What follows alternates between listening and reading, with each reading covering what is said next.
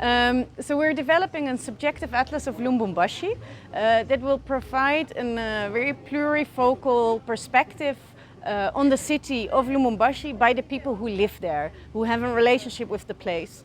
So we're asking them to map Lubumbashi from their perspective, which could be just their street or the shops that they go to every day, or their family, or their neighborhood.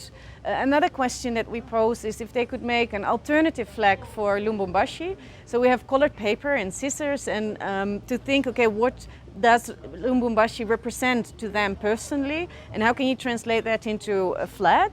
And this we put together in the atlas.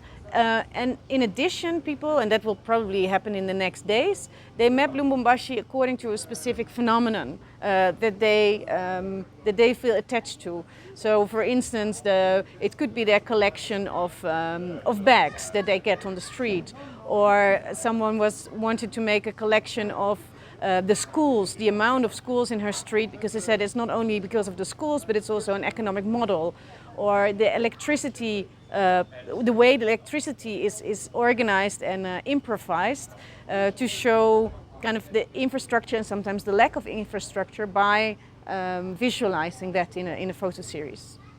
Yeah. So during this week we're developing this material. The maps and the flags are already made, and the other more personal cartographies will be developed in the coming days and weeks. And then together with Chris, we're putting it together in a book format. So it comes together, and also the works start to be in dialogue with each other. Chris will help the people to visualize it, to put it in a proper layout. I will be in contact with Chris to really develop the book together.